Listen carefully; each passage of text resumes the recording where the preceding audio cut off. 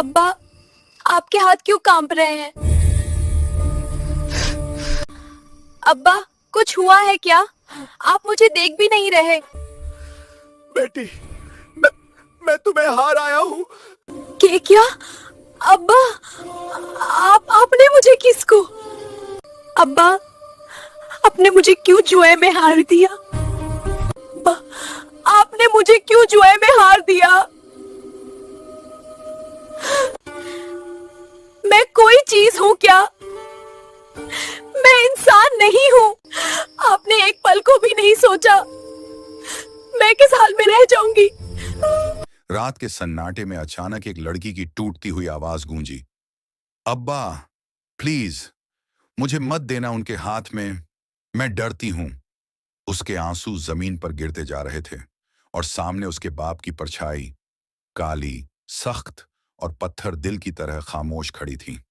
आदमी ने धीरे से अपनी गर्दन झुकाई और एक ऐसी बात कही जिसने बेटी की रूह तक हिला दी। मैं 3 दिन की मोहलत ले आया हूं। 3 दिन बाद वो लोग तुम्हें लेने आएंगे और इस बार मैं किसी को मना नहीं कर सकता। बस यहीं से असली कहानी शुरू होती है। गांव के किनारे एक छोटा सा कच्चा घर था। मिट्टी की दीवारें, टूटा हुआ दरवाजा और अंदर एक सुकून सी खामोशी। यहीं रहती थी 16 साल की हिना, सीधी, मासूम और अपनी जिंदगी में खुश रहने वाली लड़की। लेकिन उसके बाप सईद में एक ही कमी थी, उसकी जुआ खेलने की आदत। गांव में सब लोग जानते थे कि सईद गुस्सैल और जालिम आदमी है।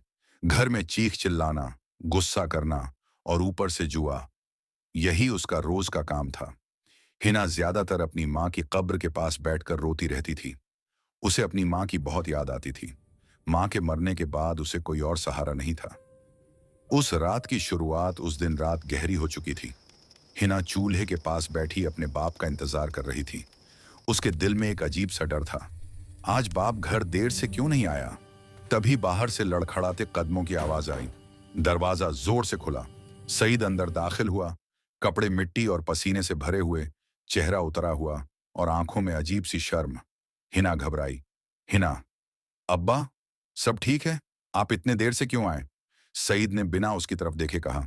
हिना, मेरे पास तुमसे कहने के लिए एक बहुत बड़ी बात है। हिना का दिल धक धक करने लगा।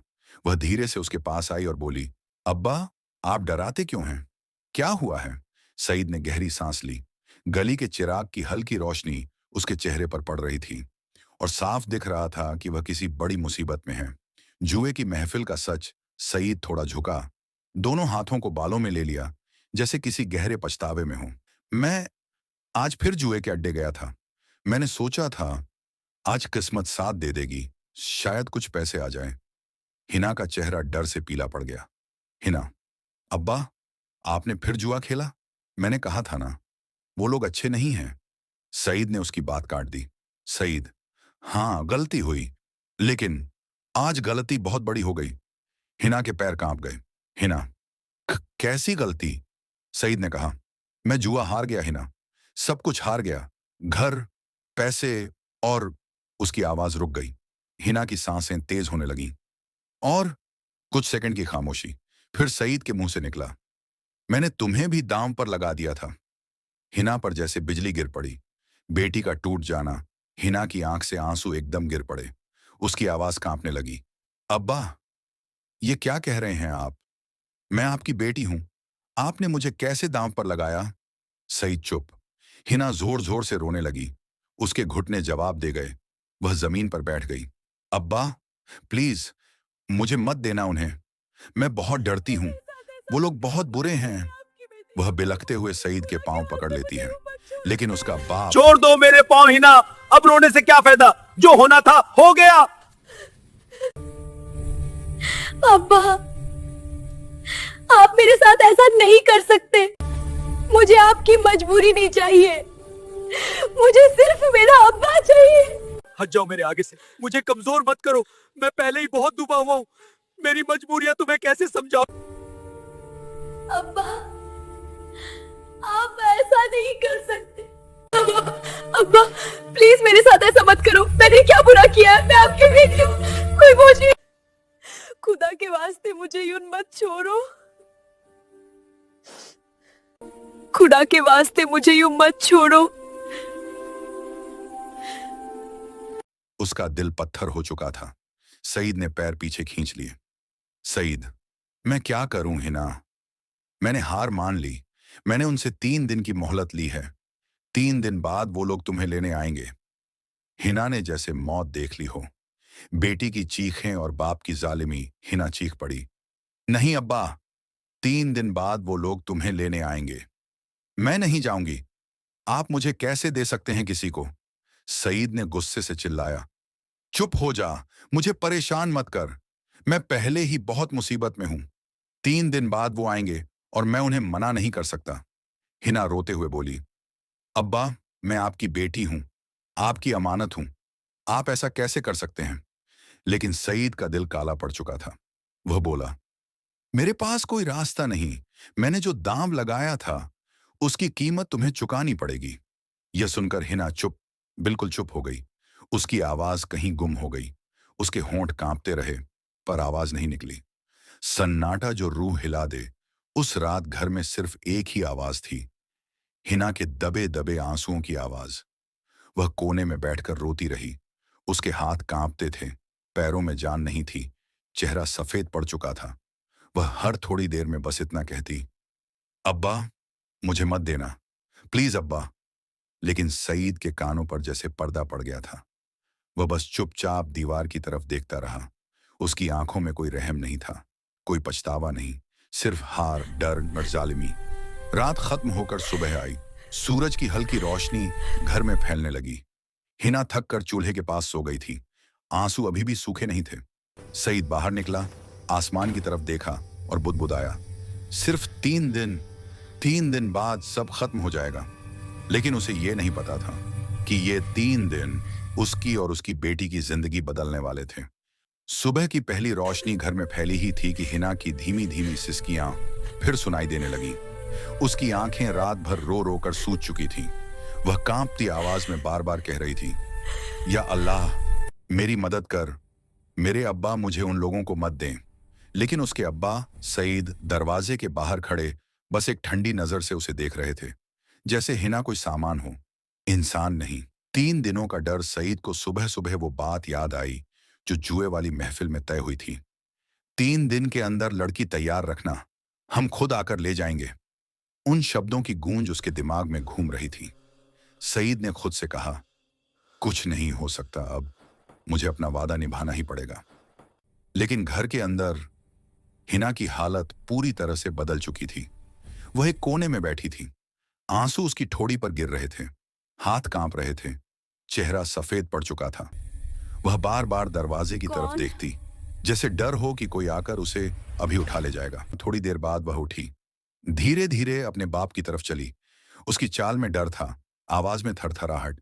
हिना, अब्बा, क्या सच में 3 दिन बाद मुझे ले जाएंगे?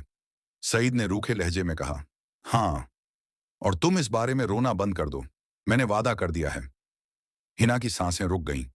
उसने कांपते हुए कहा, अब्बा, मैं आपकी बेटी हूं, मैं कोई दाम नहीं हूं, आप मुझे कैसे दे सकते हैं?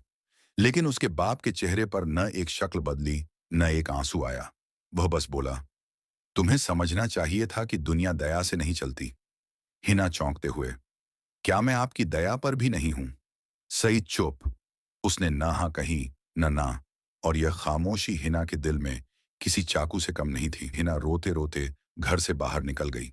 सीधे उस छोटी सी जगह पर पहुंची जहां उसकी मां की कच्ची कब्र बनी हुई थी। मां के नाम की मिट्टी पहली ही बारिश में धुल चुकी थी, लेकिन हिना रोज यहां बैठती थी, अपने सारे राज शेयर करने। आज वह अपनी मां की कब्र से लिपट गई और फूट फूट कर रो पड़ी। अम्मी, देखो ना, अब्बा मुझे बेच देंगे। मैं किसी के साथ नहीं जाना चाहती अम्मी। उसकी आवाज टूट रही थी, हवा तक सन्न रह गई थी। वह मिट्टी पर सर रखकर सिसकती रही, अम्मी, अगर आप होती तो मुझे बचा लेती। उसके आंसू मिट्टी में गुम हो गए। उसी वक्त 2 औरतें वहां से गुजर रही थीं। उन्होंने हिना को इस तरह रोते देखा तो रुक गईं।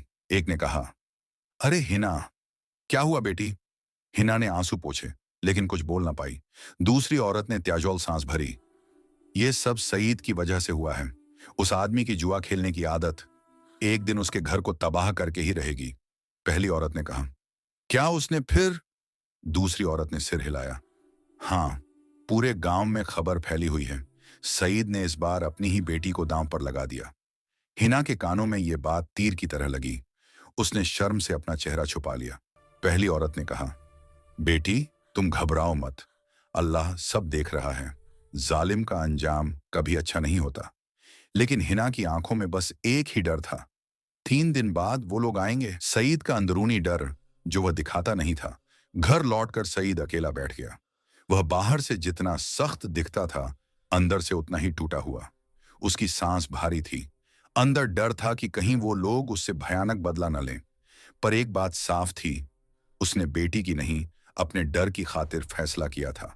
उसने खुद से कहा, अगर मैं उन्हें मना कर दूं तो वो मुझे जिंदा नहीं छोड़ेंगे। लेकिन फिर भी उसके दिल में एक नुकीला सा दर्द चुभा। हिना तो मेरी बेटी है, लेकिन मैं क्या करूं? वह खुद को सही साबित करने की निरर्थक कोशिश कर रहा था। लेकिन दिल जानता था वह जालिम बन चुका है। रात होने लगी। घर में अंधेरा फैल गया। हिना अपने कमरे के एक कोने में बैठी हाथ उठाकर दुआ करने लगी। उसकी आवाज कांप रही थी, या अल्लाह, आप ही मेरी मदद कर सकते हैं। मैं बहुत कमजोर हूं, बहुत अकेली हूं, मेरी हिफाजत कीजिए। उसके आंसू रुक नहीं रहे थे। या अल्लाह, मेरे अब्बा के दिल को बदल दीजिए, उनके अंदर रहम डाल दीजिए, मुझे उन लोगों से बचा लीजिए। उसके शब्द इतने सच्चे थे कि ऐसा लग रहा था जैसे खुद आसमान भी उसकी बात सुन रहा है। पहला दिन गुजर गया, रात गुजर गई। पहला दिन पूरा हो चुका था। अब 2 दिन बचे थे। सईद ने हिना को एक नजर देखा और कहा, तैयार रहना। हिना डर गई, लेकिन उसने कुछ नहीं कहा। वह जानती थी कि उसके अब्बा की आंखों में आज भी वही जालिमी चमक रही है। एक अजनबी की नजर जो आगे कहानी बदलेगी। शाम को हिना कुएं से पानी भरने गई। गांव बिल्कुल शांत था। शाम की हवा चल रही थी। अचानक किसी ने दूर से उसे देखा। एक आदमी, चेहरा आधा दुपट्टे से ढका हुआ, आंखों में गुस्सा भी था और रहम भी। उसने धीमी आवाज में कहा, यह वही लड़की है जिसे दाम पर लगाया गया है। वह व्यक्ति कौन था? क्यों उसे हिना का दर्द पता था? रात में हिना सो नहीं पा रही थी। वह बार बार जाग जाती, डर के साए से कांपती। अचानक दरवाजा हुआ। खड़ खड़। हिना डर गई। कौन? आवाज आई, दरवाजा खोलो, बात करनी है। यह सईद की आवाज नहीं थी, न ही गांव की किसी औरत की। तो फिर रात के इस वक्त हिना के दरवाजे पर कौन आया था? रात का अंधेरा गहरा चुका था। घर के बाहर बस हवा की सरसराहट थी। अचानक खड़खड़। हिना का दिल जोर से धड़का। वह डर के मारे दीवार से चिपक गई। बाहर से एक धीमी भारी आवाज आई, डरो मत, दरवाजा खोलो, मैं मदद करने आया हूं। हिना कांप गई। उसकी सांसें तेज होने लगी। आधी दुनिया सो चुकी थी, लेकिन हिना की जिंदगी का असली इम्तिहान अभी शुरू हुआ था। दरवाजे के पीछे कौन था? हिना ने डरते हुए दरवाजे की तरफ कदम बढ़ाए। उसके पैर कांप रहे थे, हाथ पसीने से भीगे थे। उसने धीरे से पूछा, कौन है? दरवाजे पर? आवाज फिर आई, मैं तुम्हारी माँ का रिश्तेदार हूं। हिना चौंक गई। उसने कभी माँ के किसी रिश्तेदार को आते नहीं देखा था। वह फुसफुसाई, आपका नाम? आवाज थम गई। फिर बहुत धीरे से बोला, मेरा नाम इमरान है। यह सुनकर हिना का डर थोड़ा कम हुआ। उसने दरवाजे की एक पतली दरार खोली। बाहर खड़ा एक लंबा दुबला पतला आदमी, आंखों में चिंता, कपड़ों पर मिट्टी, सांस तेज। उसने झुककर कहा, तुम्हारी माँ मेरी ममेरी बहन थी। मैं दूर के गांव में रहता हूं। आज मुझे तुम्हारे बारे में बहुत भयानक बात पता चली। हिना का दिल फिर से धड़कने लगा। कौन सी बात?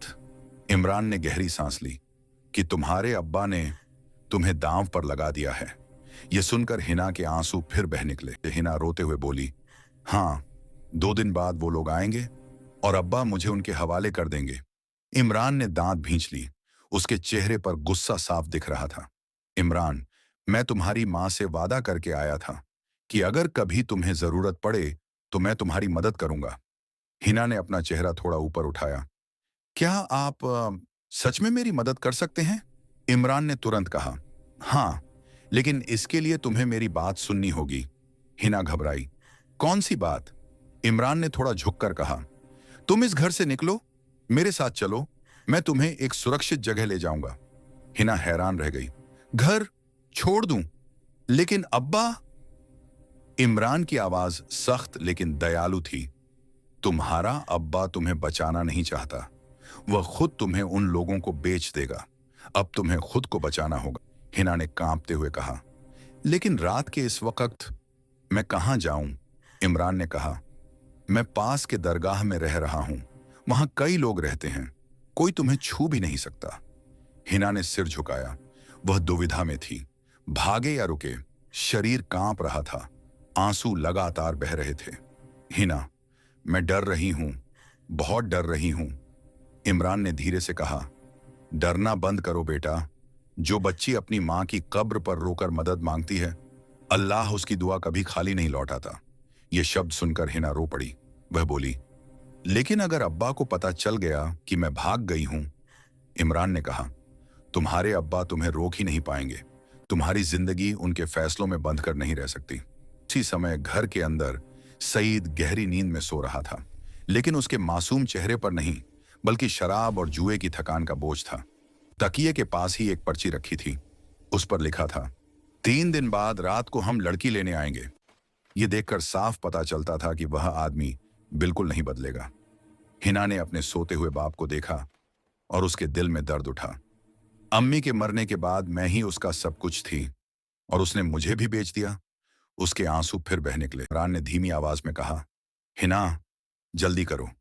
सुबह होते ही वो लोग खबर फैला देंगे कि तुम दाम की लड़की हो, फिर पूरी दुनिया तुम्हारा मजाक बनाएगी। हिना ने दिल पर हाथ रखा। वह कांपते हुए बोली, अगर मैं चली गई तो अब्बा अकेले रह जाएंगे। इमरान ने सख्त आवाज में कहा, जो बाप अपनी बेटी की हिफाजत नहीं करता वह अकेला ही रहने के लायक है। हिना ने आंसू पोंछे। कुछ सोचकर उसने आहिस्ता से कहा, मैं आपके साथ चलूंगी। इमरान ने सर हिलाया। चलो, अल्लाह के भरोसे। हिना ने चुपचाप अपने छोटे छोटे सामान की एक पोटली बांधी। एक पुरानी चूड़ी, मां की दुपट्टा और थोड़ा सा पानी। उसने आखिरी बार घर के अंदर नजर दौड़ाई। चूल्हा, मिट्टी की दीवार, टूटा हुआ बिस्तर और सोता हुआ बाप, सब कुछ उसे छोड़ जाना था। वह एकदम खामोशी से बाहर निकली। डर था कि कहीं दरवाजा आवाज न कर दे, लेकिन अल्लाह ने मदद की। दरवाजा चुपचाप खुल गया। इमरान इंतजार कर रहा था। उसने कहा, जल्दी चलो, और दोनों रात के अंधेरे में आगे बढ़ गए। दोनों कुछ ही कदम चले थे कि अचानक पीछे से किसी की तेज चीख आई। हिना, कहां जा रही हो? हिना का दिल रुक गया। ये आवाज उसके बाप सईद की थी।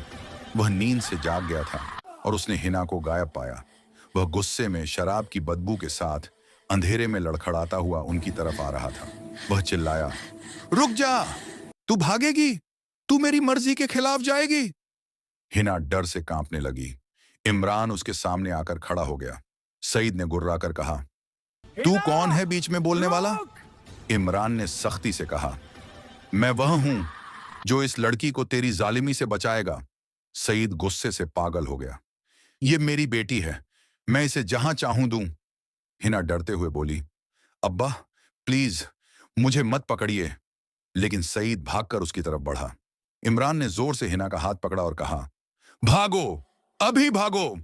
दोनों अंधेरा चीरते हुए दौड़ पड़े। हिना के पैर कांप रहे थे, उसकी सांस टूट रही थी, लेकिन पीछे से सईद की चीखें आ रही थीं। हिना, रुक, तू मुझसे बच नहीं सकती। इमरान ने हिना का हाथ कसकर पकड़ा और कहा, पीछे मत देखना, भागते रहो। और दोनों रात में गुम हो गए। पीछे बस इतना सुनाई दिया, सईद, अगर तुम दोनों भागे तो वो लोग मुझे मार डालेंगे। और फिर, हिना, मैं तुम्हें वापस ले आऊंगा, चाहे कोई भी कीमत चुकानी पड़े। अंधेरा, डर और चीखों के बीच हिना की जिंदगी एक नए मोड़ पर पहुंच चुकी थी। वो भाग रही थी, आंसू बह रहे थे। सामने घुप अंधेरा, पीछे अपने बाप की डरावनी परछाई। वो सड़क के किनारे पहुंचकर रुकी। एक पल को लगा, भाग जाऊं, दूर चली जाऊं, अपनी जान बचा लूं। लेकिन तभी उसके कानों में अपनी मां की पुरानी आवाज गूंज उठी, बेटी, बाप चाहे कैसा भी हो, अगर तू अच्छे रास्ते पर है तो उसे छोड़कर मत भागना। हिना की सांस अटक गई। उसके दिल ने कहा, नहीं, मैं नहीं भागूंगी।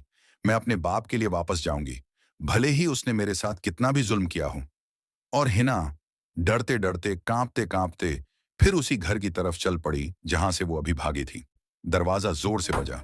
धड़ धड़ धड़, बाप की घबराई हुई आवाज, हिना बाहर निकल, वो लोग आ गए। हिना धीरे धीरे बाहर आई, चेहरे पर आंसू, आंखों में डर।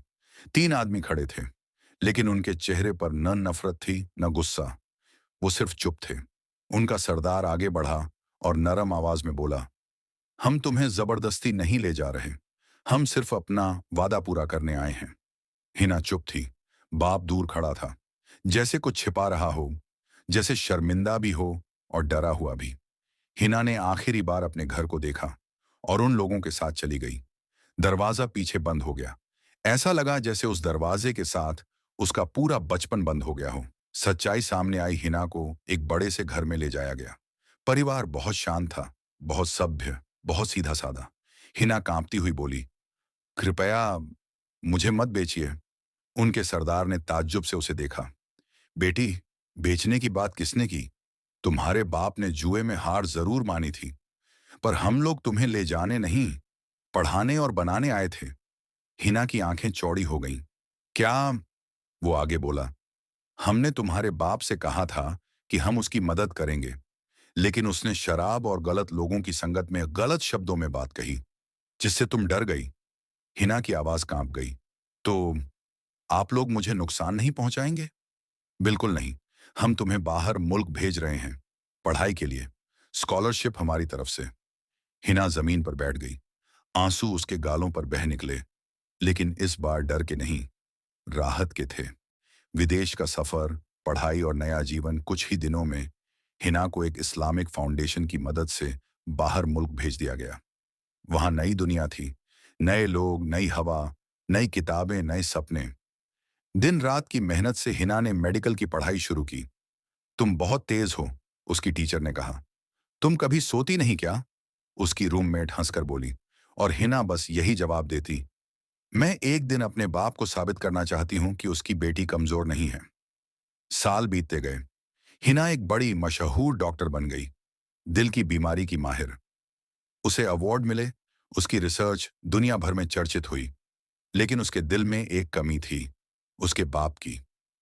5 वापसी।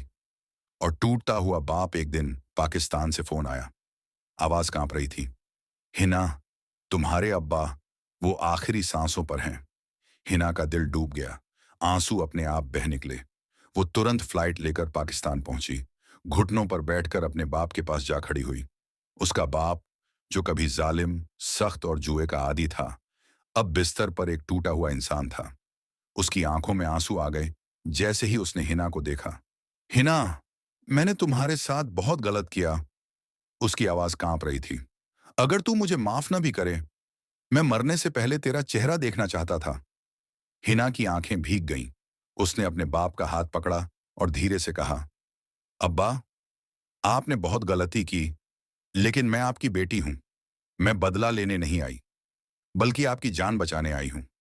हिना ने अपनी पूरी टीम बुलवाई, इलाज शुरू करवाया, रात दिन जागकर अपने बाप की हर जरूरत पूरी की। बाप रोते हुए कह रहा था, मैं इसके लायक नहीं हूं, और हिना हर बार एक ही जवाब देती, रहमत उसी पर होती है जो माफी मांग ले। आखिरकार अल्लाह का इंसाफ और रहमत इलाज लंबा चला। आखिरकार हिना का बाप ठीक हो गया। कमजोर जरूर था, लेकिन जिंदा था। उसकी आंखों में शर्म थी, पछतावा था, और एक नई रोशनी थी। वो रोकर बोला, बेटी, तू मेरी सबसे बड़ी दौलत निकली। तुझे बेचने चला था और तूने ही मेरी जान बचा ली। हिना ने आंसू पोंछे और बोली, इसलिए कहते हैं अब्बा, जुल्म करोगे तो अल्लाह सजा देगा, लेकिन तौबा कर लोगे तो रहमत भी उतरेगी। उस दिन घर में पहली बार सुकून की हवा चली। कहानी का सबक, जो बाप जुए में बेटी को दांव पर लगा देता है, वो एक दिन अपनी ही बेटी के रहम पर जिंदा बचता है, और जो बेटी जुल्म के बावजूद माफ कर दे, वो अल्लाह की सबसे प्यारी बंदी बन जाती है। मेरे प्यारे भाइयों और बहनों, अगर इस कहानी ने आपके दिल को छुआ हो, अगर इसमें आपको कोई सबक मिला हो, तो जाते जाते एक छोटी सी नेकी कर दीजिए। इस वीडियो को लाइक कर दीजिए, क्योंकि अच्छाई को लाइक करना भी एक नेकी है। वीडियो को शेयर कर दीजिए, शायद आपके एक शेयर करने से किसी का दिल बदल जाए, किसी का घर संवर जाए, या किसी की जिंदगी ही बदल जाए। और अगर आप चाहते हैं कि ऐसी दिल छू लेने वाली, आंखें नम कर देने वाली, सीख और नसीहत भरी कहानियां आप तक पहुंचती रहें तो हमारे चैनल से जुड़ जाइए और घंटी का निशान भी दबा दीजिए ताकि जब भी कोई नई नसीहत आए सबसे पहले आपको खबर मिले। अल्लाह आप सब पर रहमत नाजिल करे, आपके घरों में सुकून और बरकत भर दे। आमीन।